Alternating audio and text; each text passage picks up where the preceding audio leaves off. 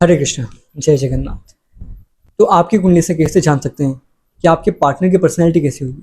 तो first house जो होता है वो आपका नेचर होता है, आपकी पर्सनैलिटी होती है, आप कैसे दिखते हैं, आपके दिमाग में क्या चलता है, आपका हाव भाव, आपका स्वभाव कैसा है।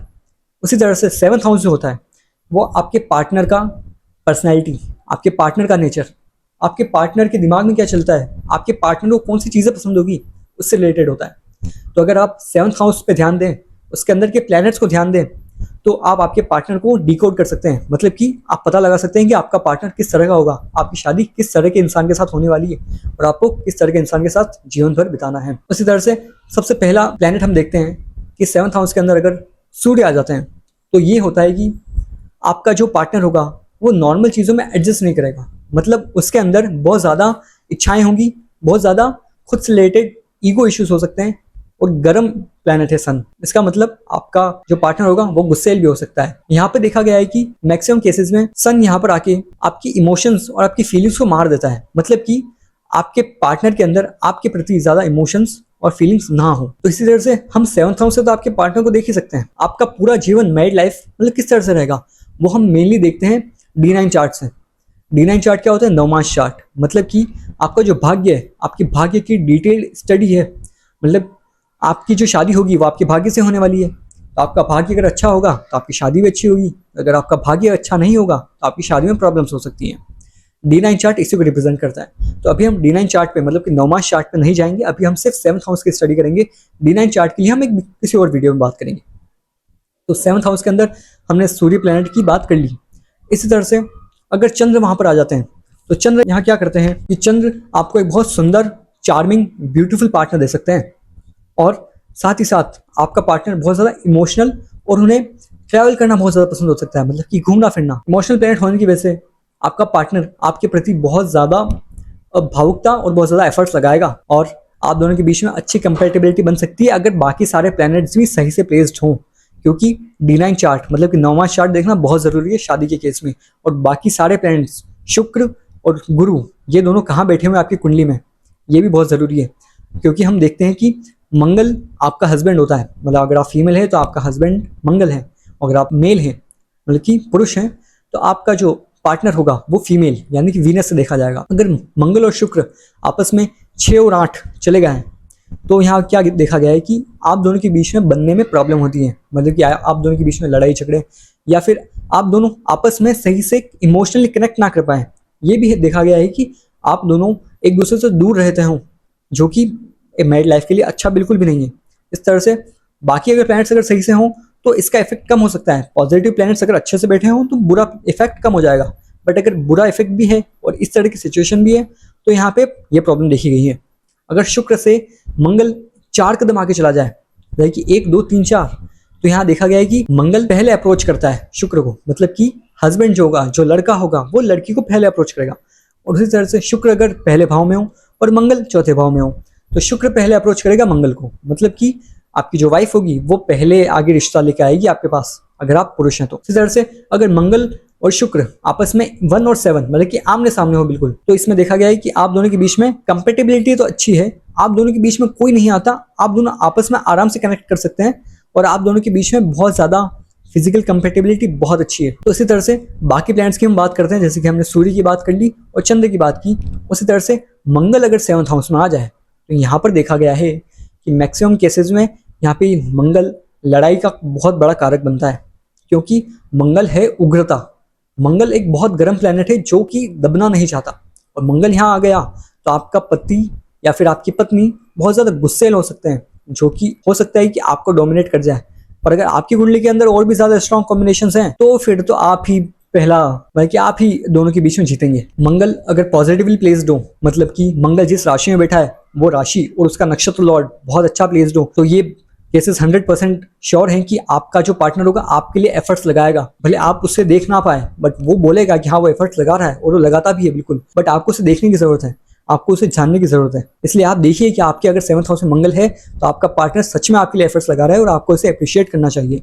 आपका पार्टनर मैस्कुलिन भी हो सकता है, मतलब कि उसका बॉडीली स्ट्रक्चर, बॉडीली जो कंसेप्शन होता है बिल्कुल हम कहेंगे कि कॉन्ट्रास्ट बिल्कुल सही होगा आपके पार्टनर का जो फिजिकल स्ट्रक्चर है, फिजिक है, बहुत ज़्यादा अच्छी होगी, मैस्कुलिन होगा वो पर्सन। अगर 7th हाउस के अंदर जुपिटर आ जाता है, जुपिटर यहाँ 2 तरीके से काम करता है, क्योंकि जुपिटर की दोनों राशियाँ जो होती हैं वो द्विसभा होती हैं, मतलब कि ड्यूल राशि होती है। 9 और 12 दोनों राशियाँ ड्यूल होती हैं। तो यहाँ देखा गया है कि एक केस ऐसा गया है कि जहाँ पर पर्सन बहुत ज़्यादा स्पिरिचुअल होता है, और यहाँ पर आप दोनों के बीच में जो फिजिकल वाला जो चीज़ होती है, जो आपका बेड प्लेजर होता है, यहाँ पर थोड़ा सा कम हो जाता है, क्योंकि गुरु जो है, जुपिटर जो है, वो बहुत ज़्यादा स्पिरिचुअल प्लैनेट है, और स्पिरिचुअल लोग इन सब चीज़ों से दूर रहते हैं।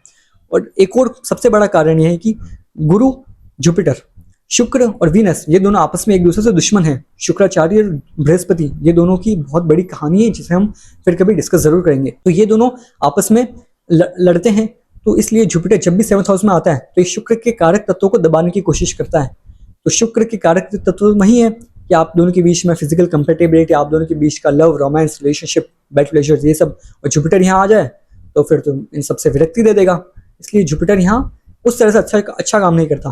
पर हाँ, ये जरूर हो सकता है कि अगर आप बहुत ज़्यादा स्पिरिचुअल हैं तो आपका पार्टनर स्पिरिचुअल मिल सकता है आप, तो ये तो आप दोनों के लिए बहुत ज़्यादा अच्छी चीज़ है। और दूसरा केस ऐसा है कि आपका जो पार्टनर होगा वो थोड़ा सा मोटा और नॉलेजफुल हो सकता है, नॉलेज, स्पिरिचुअल नॉलेज की वे में, और आपको गाइडेंस देने की वे में। क्योंकि अगर पर्सन अगर नॉलेजफुल है तो आपके लिए तो बहुत अच्छा है, क्योंकि आपको आपकी लाइफ का डायरेक्शन पता चलेगा कि हाँ, आपको किस तरह से क्या करना चाहिए, आप गलत डायरेक्शन में ना नहीं भटकेंगे। शनिदेव अगर 7th हाउस में आ गए, सबसे पहला जो चीज़ है कि आपकी शादी थोड़ी सी देरी से हो सकती है। मतलब कि ये देखा गया है हमेशा।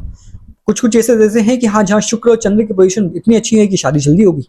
और अगर आपकी कुंडली में अगर सैटर्न है और बाकी कॉम्बिनेशंस D1 चार्ट के अंदर, D9 चार्ट के अंदर भी, याद रखिएगा D9 चार्ट बहुत इंपॉर्टेंट है, क्योंकि वही आपका भाग्य है, वही आपकी शादी का पूरा लाइफ है कि आपकी शादी किस तरह से होगी।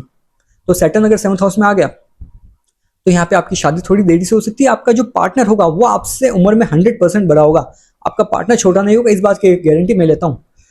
पार्टनर अगर बड़ा हुआ भी तो आप उम्र में नहीं हुआ तो नॉलेज में जरूर होगा, वो आपको जरूर गाइड करेगा। और यहाँ पर पार्टनर बहुत ज्यादा मेहनती, बहुत ज्यादा लॉयल भी देखा गया है कि हाँ, आपका पार्टनर हार्ड वर्किंग होगा और आपके लिए प्रति ईमानदार होगा, और आप भी उसके लिए बहुत ज्यादा ईमानदार होगे। और आप दोनों के बीच में जो फिजिकल रिलेशनशिप होते हैं, यहाँ पे शनि थोड़ा सा ठंडा प्लैनेट है, बहुत बड़ा प्लैनेट और ठंडा प्लैनेट है, और सबसे स्लो मूविंग प्लैनेट है। इस वजह से आप दोनों के बीच में लव रोमांस इतना ज़्यादा ना हो, आपकी शादी की देरी तो बहुत ज़्यादा चांसेस है कि हाँ, शादी देरी से हो सकती है, अगर उसका राशि लॉर्ड और नक्षत्र लॉर्ड सही से प्लेस ना हो D1 के अंदर और D9 दोनों के अंदर। अगला प्लैनेट जो आता है वो हमारा मर्क्यूरी है। मर्क्यूरी होता है वो छोटा बच्चा होता है, नॉर्मल सिंपल लैंग्वेज समझिए, छोटा बच्चा है वो। अब छोटा बच्चा है तो उसके मन में तो क्या आएगा, उसके मन में जो आएगा वैसा करेगा, उसको सही गलत का पता नहीं है। इसलिए अगर आपके 7th हाउस में मर्क्यूरी है तो आपको उसे संभालना पड़ेगा, समझाना पड़ेगा, क्योंकि उसे वो नहीं पता कि सही क्या है गलत क्या है, वो हमेशा कंफ्यूजन में रहेगा। वो आपसे सवाल जवाब करेगा कि कैसे क्या करना है, कैसे क्या नहीं करना है। मर्क्यूरी 7th हाउस में आपके लिए ये हो सकता है कि आपका जो पार्टनर हो वो सबसे पहले आपका फ्रेंड हो, उसके बाद जाके आपका लाइफ पार्टनर बने, मतलब कि पहले आपका गर्लफ्रेंड या बॉयफ्रेंड हो सकता है, उसके बाद जाके आपकी शादी हो, और आपकी शादी के बाद भी आप बिल्कुल दोस्तों की तरह रहेंगे, मतलब कि। तो उसको एक छोटे से एग्जांपल से समझते हैं कि जैसे कि मान लीजिए कि आपके 7th हाउस में बुध है, मर्क्यूरी है, तो आपका पार्टनर जो हो सकता है, लेकिन मैंने एक केस देखा था, एक केस मैंने रीड किया था कि उसमें ऐसा हुआ था कि दोनों जो पार्टनर्स थे वो एग्जाम की तैयारी कर रहे थे।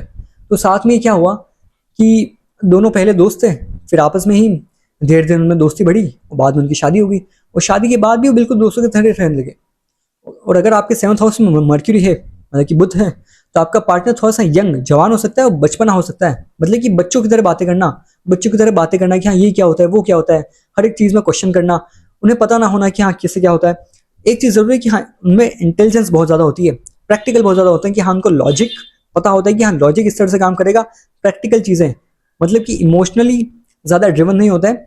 इसका ये मतलब नहीं है कि वो आपके प्रति इमोशंस नहीं है, नहीं, आप तो उनके हस्बैंड है तो आपके लिए तो इमोशंस होंगे। अगर 7th हाउस में आपकी वीनस आता है तो वीनस सबसे पहली बात तो आपका जो पार्टनर होगा वो एक अमीर फैमिली से हो सकता है, और उन्हें लग्जरी चीज़ें, परफ्यूम्स, गाड़ियाँ, ये सब चीज़ें बहुत ज़्यादा पसंद हो सकती हैं। उनके अंदर कोई ऐसा टैलेंट हो सकता है जैसे कि सिंगिंग, डांसिंग, ये सारी चीज़ें, क्रिएटिविटी, कोई कला आती हो, कोई आर्ट्स आती हो, पेंटिंग हो गई, कुछ भी हो गया, ये सारी चीज़ें शुक्र से रिलेटेड रिलेटेड होती हैं, तो ये सारी चीजें आपके पार्टनर के अंदर हो सकती हैं। और शुक्र अगर 7th हाउस में है तो आप भी बड़े सुंदर हैं, तो आप भी बड़े सुंदर हैं, आपका पार्टनर वो भी बड़ा सुंदर है, तो आपके बीच की कंपेटिबिलिटी काफी अच्छी है। और शुक्र अपने ही भाव में है, मतलब कि 7th हाउस में ही है, तो ये बहुत अच्छा कॉम्बिनेशन है आपकी शादी के लिए। और शुक्र यहाँ पे बहुत ज्यादा सुंदर ग्लैमर देता है, मतलब कि एक फेस पे एक शार्पनेस, एक बिल्कुल परफेक्ट ब्यूटी होती है इसके अंदर। मतलब कि अगर थोड़ा सा सांवला भी हुआ तो भी आपका पार्टनर सुंदर दिखेगा। अगर मून हुआ तो फिर वो गोरा हो सकता है, चार्मिंग हो सकता है, क्यूट छोटे बच्चे जैसा हो सकता है। अगर मर्क्यूरी हुआ तो, अगर सैटर्न है, सैटर्न थोड़ा सा लुक्स में कॉम्प्रोमाइज करवाता है, क्योंकि सैटर्न जो होता है एक बूढ़ा ग्रह है। बूढ़ा ग्रह होने की वजह से आपके पार्टनर थोड़ा सा बूढ़ा हो सकता है, उसके फेस पे झुर्रियां, ये सारी चीजें देखी गई हैं। अगर मंगल आता है तो मंगल क्या करेगा, मैंने आपको पहले ही बताया था, फिजिक बहुत अच्छी देगा, बॉडी मसल ग्रोथ बहुत अच्छी देगा। पर्सन की जो फिजिकल स्ट्रेंथ और अंदर की इम्यूनिटी, ये दोनों अलग अलग चीजें हैं। ये चीजें तो नक्षत्र लॉर्ड देख के पता चलती हैं, तो इससे पता लगता है कि हाँ आपका पर्सन जो है वो गुस्सेल तो है, पर साथ ही साथ अंदर से स्ट्रांग भी है और फिजिकली भी स्ट्रांग है। अगला जो प्लैनेट आता है जुपिटर आता है। जुपिटर का मैंने बताया कि हाँ थोड़ा सा मोटा हो सकता है, ज्ञानी हो सकता है, ये हो सकता है कि हाँ उन्हें फैट, चेहरे पे फैट बहुत ज्यादा हो, भले नीचे शरीर पे ना हो पर चेहरे पे फैट उनके ज्यादा मिलता है। और अगर सूर्य हुआ तो सूर्य देखा गया है कि हाँ सिर के बाल जो होते हैं हमेशा कम मिलते हैं, हमेशा, मतलब कि मैक्सिमम केसेस में, क्योंकि D9 चार्ट रीड करना बहुत जरूरी है इस केस में कि आपका पार्टनर किस तरह का होगा। तो एक बहुत जल्दी से हम एक कंक्लूजन पे आते हैं, आप दोनों पार्टनर के बीच में कंपेटेबिलिटी किस तरह से रह सकती है। अगर मान लीजिए कि आपके फर्स्ट हाउस में चंद्र है, ठीक है, और आपके 7th हाउस में अगर शनि आ गया, इसका मतलब कि आप बहुत ज्यादा इमोशनल है, और आपके 7th हाउस में शनिदेव है।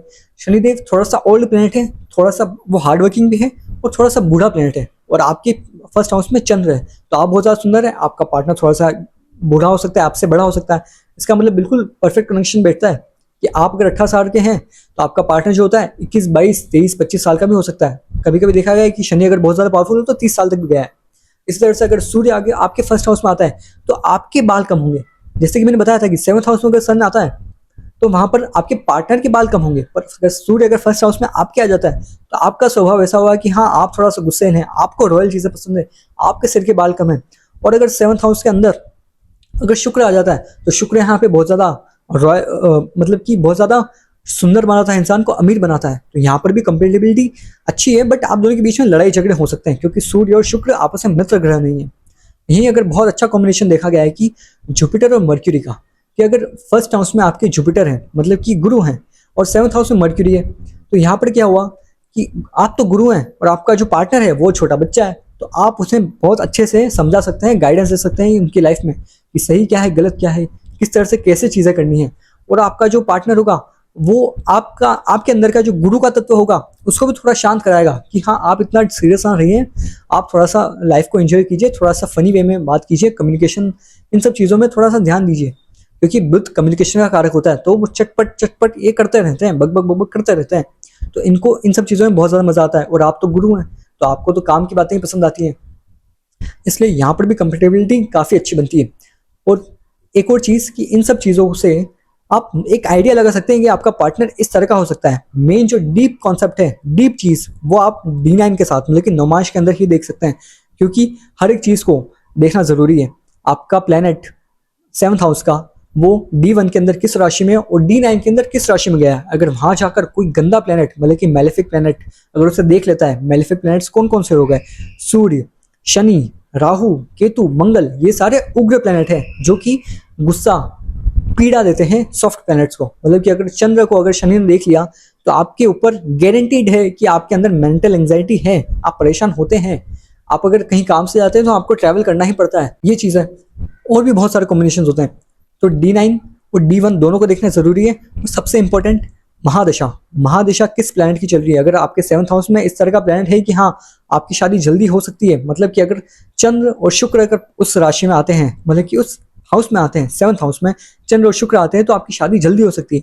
पर अगर महादशा अगर शनि की चल गई, शनि तो स्लोनेस का कारक है, क्यों क्योंकि शनि सबसे दूर है तो सबसे स्लो चलता है। और आपका जो प्लैनेट है, मतलब कि अगर गुरु अगर गोचर करते हैं 7th हाउस से, 7 से ट्राइन में, ट्राइन का मतलब है कि 1, 5th और 9th हाउस, गुरु अगर गोचर करते हैं तो वहां से आपकी शादी के चांसेस बढ़ते हैं कि हाँ अभी इस टाइम पे आपकी शादी हो सकती है। गोचर का और महादशा का और D9 चार्ट का बहुत इंपॉर्टेंट रोल है आपकी शादी के अंदर।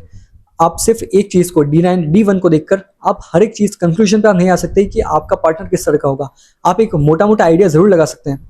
आपको अगर डिटेल अगर जानना हो तो आप कंसल्ट कर सकते हैं। आपके बारे में, आपके पार्टनर के बारे में आपका कोई भी डाउट हो किसी भी चीज़ से रिलेटेड तो आप आ सकते हैं, क्योंकि D9 चार्ट को देखने के लिए एक वीडियो मैं बनाऊंगा, बिल्कुल बनाऊंगा, और उसके अंदर भी D9 चार्ट के अंदर महादशा और गोचर दोनों देखना बहुत ज़्यादा जरूरी है। तो इस तरह से आप आपके पार्टनर के बारे में पता लगा सकते हैं। हरे कृष्णा।